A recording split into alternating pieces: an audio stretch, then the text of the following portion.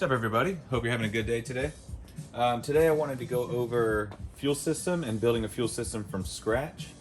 We're going to be doing this on a 4.6 96 Mustang Cobra. This is just my car, it's what I have, but everything I'm about to talk about today applies to just about any fuel system. So I wanted to talk about fuel delivery, line diameter, and why that's important. I wanted to talk about fuel pressure and things to look at with that, and then also sizing injectors. Just a couple things to think about when you're looking at upgrading a fuel system. So first thing people do on fuel systems is either injectors or the fuel pump. Those two are usually simple things to start out with, and upgrade those components. So we are running a 340 LPH Aeromotive in-tank fuel pump, and this is a really nice system. I like this. It's a full setup basically, and this is -6 AN fittings. So these weren't on the pump usually, but I installed these. These are what we're going to be using, and in doing that, you basically get rid of the stock fuel system lines all the way up to the front. So you can buy fuel pumps that just replace this piece here, and then it'll use the original hat at the top. But what we're going to use is going to replace the whole thing. And the reason being is because there's a restriction on the line size in this car. So you can actually get more out of the system with a 340 pump and changing the line size than you would if you went to a bigger pump, because at that point our line diameter is actually what's holding us back. So fuel pump is number one. I don't have the lines or anything here because we're still waiting on those to come in. So it is PTFE stainless steel braided line. PTFE allows you to run E85. If you use regular rubber, it will, the E85 will break down the rubber and you'll end up with contamination in the fuel system. You don't want that. So from there, the line's gonna come up. We're gonna land our Aeromotive high flow fuel filter. This is a sweet little filter. It comes out and you can replace the inside of it, the aluminum piece shell you get to keep and hang on to, so that's kind of workable there. This is our new Aeromotive fuel pressure regulator. This thing's gonna be good. This is a -6 setup, so everything coming out of this system is basically gonna be an AN-6. Very important when you're looking at fuel system components that you're making sure everything lines up together. This will regulate fuel pressure, and I'll explain how that works in a minute. This is our fuel pressure gauge that we're gonna install on the front of that, and that's how we'll set up our fuel pressure. And then this is your basically hose end for your -6 AN fittings. So you put your hose in this, and then this comes here and squeezes on this, and that presses up against the end of the hose and seals it. So these are super cool fittings. These are Earls fittings. I prefer Earls stuff. I think it's top of the line. They're in Australia. Sometimes it's hard to get their stuff. Some of their stuff's on back order, which is what I'm waiting for right now. But these Earls fittings are really, really awesome. And I wanted to show you something in particular with these fittings. So I'm gonna step behind the camera. You got your Earls fitting here, and I have a, actually don't know what size this is. I measured all this before, but this is just more of a visual representation. So as you can see, this drill bit perfectly fits into the hole. It actually has a little bit of extra space in there, but it fits nice and smooth. Everything looks good. And then, being that some of these parts are on back order, I checked out and tried to find some other components, and I came across this one. This is a 90-degree hose end, and this is from a company called Goodridge. And even just taking off the end here, you can already see that the threaded section is smaller than the Earls. And then that got me thinking, like, is this the same quality of fitting? And when you look into it, this hole right here is not as big. Even though it's a -6 line hose end, it will not fit this drill bit. This is actually smaller than the Earls fitting. So you could run -6, but being that this is a different company, different manufacturer for this thing, even though it's technically the same size, it's actually not gonna flow the same amount of fuel because your inner diameter of the fitting is smaller than the Earls fitting. So something to pay attention to and check out. Sorry, I had a little video interrupt there. But anyway, back to this. This fitting is smaller than your Earls fitting. So it's not supposed to be, but they are. So pay attention when you're ordering pieces as to where you're getting them. And honestly, figuring out that piece of this detail of this piece that would be really hard to research. So sometimes you just get stuck with ordering parts and testing things out. And I'm showing you now that the Earls fitting is a little bit bigger than this one. So definitely something to pay attention to. So that's fuel system components. I do want to explain how your fuel pressure regulator works. So on a return style system, which is what we have here, your fuel pump is running 100% nonstop, 12 volts, pumping. It's either on or off, no variable, no nothing. And it's just shoving as much fuel as it can up to the rails. So the fuel comes up through the lines, through the filter, through the lines, up, and hits the rails. The way we're gonna run this one is we are going to come in the back. We're gonna run across this passenger side rail here. We're gonna hit the end of this rail. We're gonna jump over the alternator, run into the front side of the driver's side rail, run all the way back, hit the end of the driver's side rail, turn around, come back across the firewall, and then that's when we'll hit our fuel pressure regulator. Now the way a pressure regulator works, and this is obviously the first time I've opened this pack, is fuel pressure comes in, sorry about that, fuel pressure comes into it and it hits a diaphragm, and then you loosen this nut and then you turn this, which tightens a spring up inside of here. And what's happening is when the fuel pressure hits that diaphragm, that spring allows a certain amount of pressure to exist, and then once it hits that pressure, it pumps fuel out back to the tank, so it return style fuel system.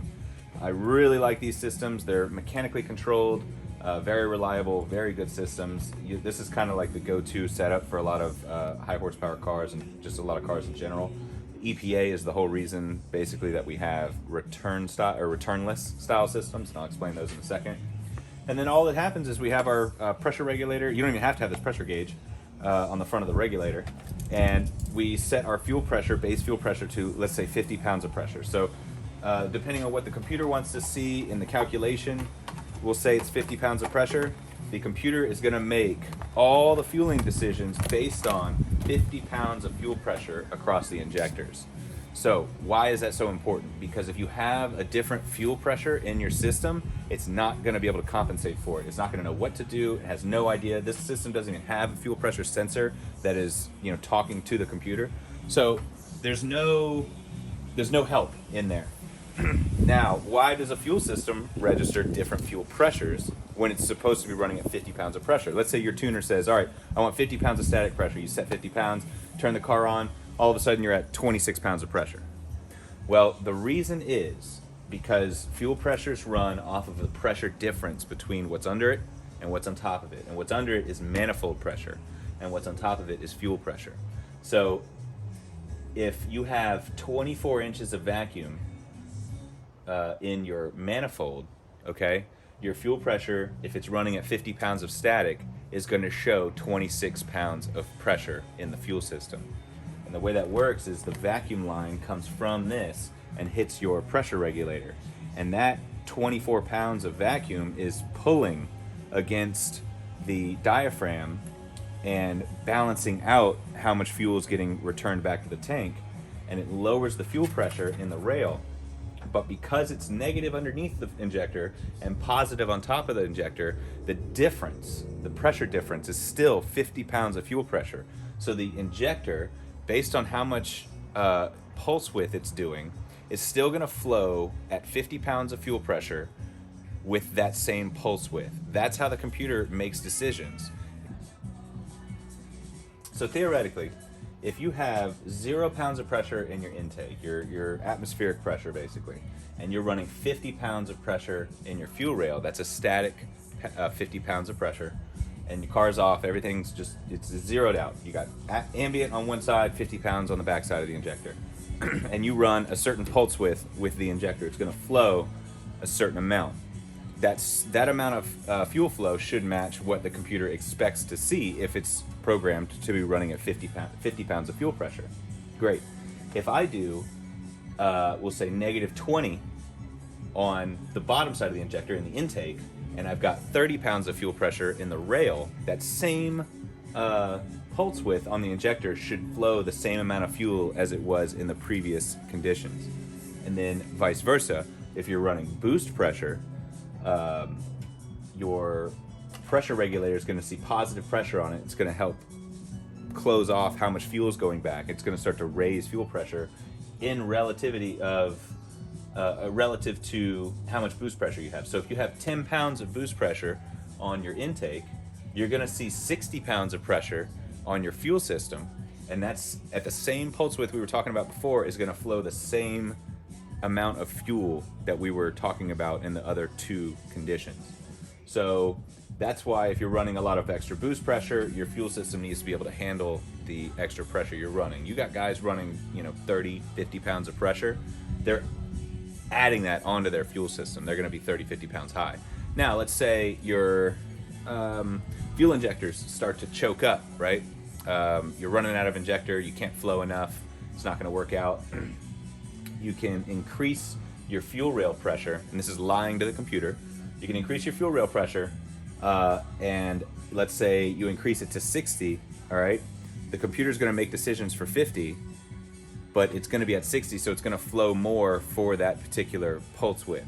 You can add a little bit of flow rate to your injectors. You can't do that too much because you'll start to freak out the computer calculations. But that is a way, if you start to max out your injectors, you can basically cheat the system and add a little bit of fuel pressure and see the fuel delivery that you're looking for. So that is how fuel pressure works and why it reads different pressures based on what you're looking at. You should be able to determine the conditions of the intake system relative to your fuel system pressures, and understand if you're losing fuel pressure, if you're having an issue with what's going on there. And then now to fuel delivery. One thing I want to go over is they have a lot of kits out there that allow you to increase your fuel rail size. That's really cool. It's great. They have some really high quality fuel rails that you can hook up to those things, but they hook to your stock fuel line system. So your fuel system is only going to be able to deliver as much as the smallest point in your system will allow. So like I was talking about, I've got these connections that are smaller than the Earls connections. The whole system might as well be built with these, because with having this in there, that's a single point of restriction. This can then cause an issue. So let's say you put giant fuel rails, okay, and you hook it to the stock fuel system in the car. You might as well have put a huge intake plenum, okay, on a stock throttle body. It doesn't really make much sense. All you're doing is when the fuel injector goes from, no demand to all of a sudden you're wide open throttle and it kicks real fast, you're basically lessening the pressure drop before the fuel system can start to deliver enough fuel. It's a very minimal thing that you'll see. Probably won't recognize it too much, especially if you're not a tuner.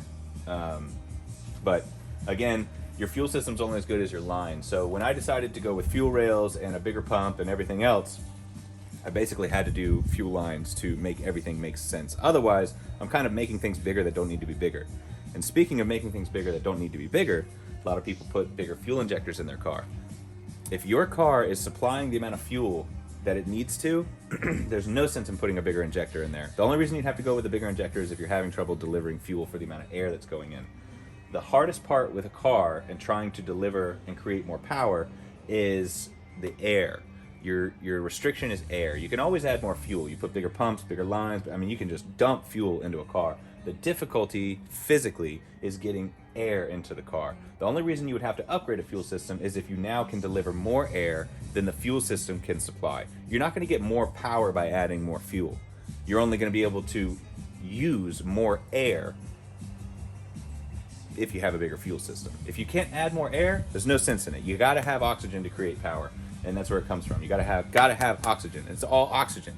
It has nothing to do with like ambient air. That's why nitrous is so strong, is because your ambient air out here, your atmosphere, is about 20% oxygen. You're only using that 20% oxygen. You're not even using anything else.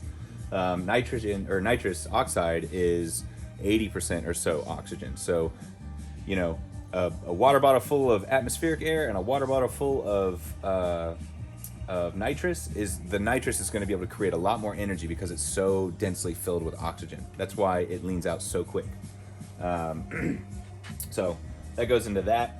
What you are doing when you add fuel injector size to the car and you don't need it, you're basically getting rid of your resolution. And what I mean by that is, in a tune, you have a graph, right? And let's say this is the injector capability, okay? and you're running fuel injectors up, and let's say you get to 60%, and you run out of air. You're not breathing anymore. The engine's not doing any more work. There's no sense in adding more fuel because you're at your fuel ratio you need. Everything's tuned. Everything's done. So basically, from 60% to 100%, your fuel injector is completely useless. You cannot get enough air into the system to even use that higher level of fuel system. So what you've done is you've taken a 100% fuel cell, or not fuel cell, but 100% graph, right? You have 0 to 100, and you're only going to be able to use up to 60. And now, in every single slice of that going up to 60 to 100, there's a line that you have to. There's like steps. You get less steps. That's less resolution, basically. And that happens the same way with a mass air sensor, which I can get into in another video. I'm not going to get into that now. But long story short, if you have an oversized injector for the car, you're losing resolution and control with that injector. Injectors nowadays can have really good control with a big injector on small engines and small airflow at idle. But again, you're losing a little bit of that controllability with having an injector that's sized too large. If you go with an injector that is the correct size, you should see about 80% of fuel injector usage in your system. Now you have a wider range of adjustment for your fuel system if you use the fuel injector that's sized correctly for the system. And it's the same concept as sizing your mass air meter for the system. So that's a very important thing. Just going biggest and baddest is not the best option. It's the correct combination that's going to make the power. You want to take a system that's doing, using certain components, and you're getting the most out of it with those particular components. I felt like I did a good job with my 150 shot of nitrous. I made 500 foot-pounds of torque on the car on a universal 150 dry shot of nitrous. The car was running really strong. All right, now that's return style fuel system. I'm going to quickly jump into returnless style. Returnless style fuel system, everything pretty much applies the same, except you're not returning fuel back to the tank. And the reason they did that is they didn't want to add fuel line running back to the tank. It also helps keep the fuel at the tank cooler. And what's happening is you have a pressure sensor instead of a regulator on your fuel rail. And then that pressure sensor tells the computer what the fuel rail pressure is. And then the computer makes a decision and says, okay, I only want this pump speed. And so it basically, from the pump, controls the speed of the pump and lowers how much fuel delivery the pump's going to push to keep the fuel pressure where it needs to stay. If it needs more, it ramps up the voltage and you increase that. The biggest thing with returnless versus return style is a returnless system is just completely electronically controlled. You have a sensor that's telling the computer how much fuel pressure is in the rail. The computer knows how much fuel pressure it wants. It then adds or decreases voltage to the fuel pump to change the fuel delivery coming out of the pump to match the fuel pressure based on how much the injector is requiring. The return style fuel system is very mechanically controlled. It's all done by a spring and a diaphragm, very reliable, and a little bit easier to scale on a return style. By making it bigger, it's easier to jump to the next steps with that, and it's just less electronics. A little more basic system, works just as good. The EPA is the reason that they don't have return style on cars anymore, and everything's gone returnless.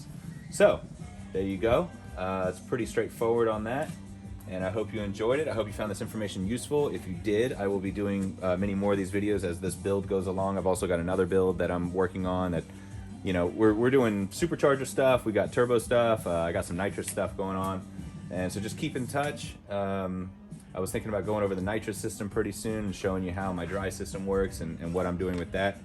And that's it. Hope you have a wonderful day. P.S. All these components, your fuel pump, your fuel filter, your nice Aeromotive pressure regulator, this gauge, and the fuel rails, all of that combined is about the same cost as good line and good fittings. That PTFE line and these Earls fittings will come up to the cost of all of this stuff together. So once you price out your fuel injectors, your maybe not the injectors, but your pump and all these components here, and then you add the line to it, you're probably going to double that price in there. So it does get really expensive really fast if you start trying to upgrade the fuel system. This fuel system is good for about $700. you know, with the right injectors in it. And my injectors are sized a little small because we're only going to be running about 500, but when it's time to up the boost and put a different motor in it and create a little bit more power, I can just move up the step with changing the injector size and not have to worry about changing all these other components. So I'm building for the future here, is what we're trying to do. And again, the combination really matters, so just make sure that your injectors are sized correctly for the car. And that's it. All right, I'm really done this time, so have a good day.